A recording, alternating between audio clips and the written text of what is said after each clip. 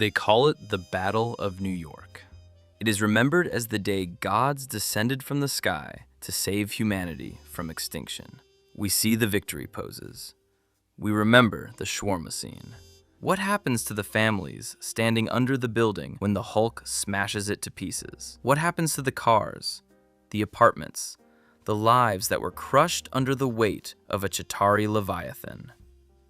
Marvel has spent over a decade distracting us with jokes, talking raccoons, and multiversal cameos, trying desperately to hide a scar that runs deep in the timeline. A scar that they refuse to acknowledge. Welcome back to the Evidence Room. I'm the Lore Inspector. Today, we are opening a cold case that changes everything about the friendly neighborhood Spider-Man. We aren't looking at a hero's origin. We are investigating a tragedy caused by the very people he calls friends. Grab your flashlight. It's about to get dark. Let's examine the first piece of the puzzle. Open the file on Exhibit A, the Stark Expo 2010.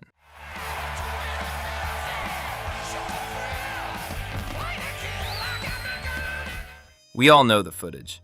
It's famous. A hammer drone malfunctions. It targets civilians. Chaos erupts. A brave, perhaps foolish, child in a plastic Iron Man mask stands his ground against a machine of death. Tony Stark swoops in. "Nice work, kid," he says, and flies away into the sunset. For years, we treated this as a cute Easter egg, a nod to the fans. But the files confirm it. That child was Peter Parker. Now look closer at the frame. Why was a small child standing alone in a war zone? Where were his parents? Why was he unsupervised in the middle of a ballistic firefight? This isn't just a cameo. It is a statement. It is a prophecy. From his very first breath in this cinematic universe, Peter Parker was defined by Tony Stark's enemies. He was almost killed by technology created by Stark's ego. He was looking for a savior, and he found the man who endangered him in the first place. Now let's move to the smoking gun, the piece of evidence that the Avengers don't want you to see. Exhibit B, the collateral damage of 2012, the event that broke the world, the Chitauri invasion. Think about it. We know Uncle Ben doesn't exist in the MCU the way we remember. We never saw him die. We never heard the speech about power and responsibility.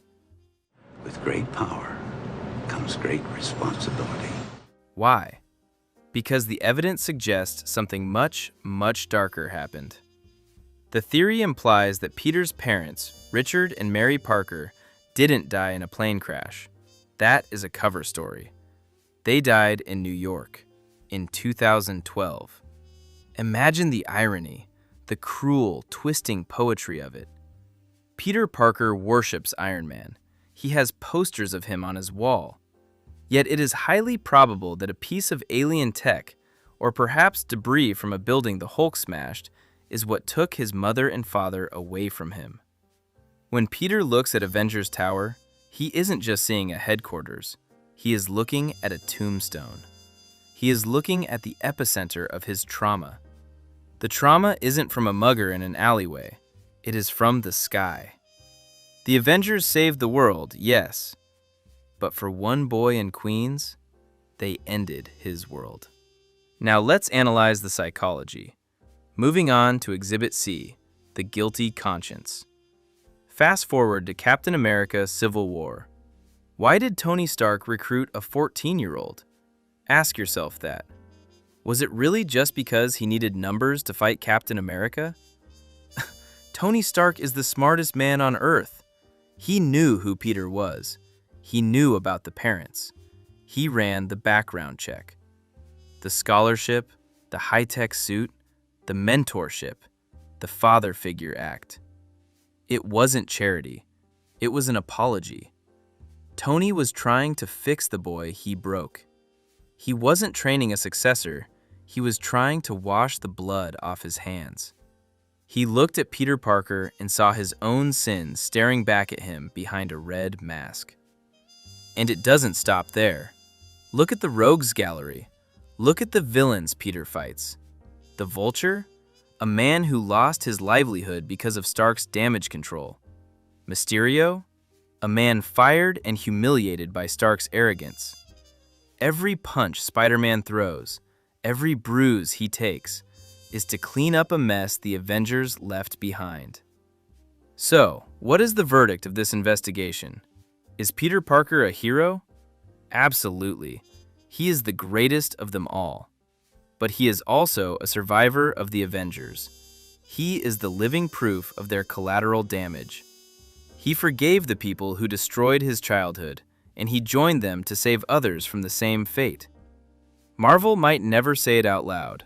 They might keep it hidden in the subtext, buried under CGI battles and witty one-liners.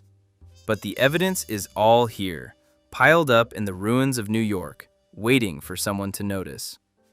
The saddest part isn't that they died. It's that he still looks up to them. If you want to uncover more secrets of the multiverse, leave your testimony in the comments and join the agency by hitting that subscribe button. Case closed. For now.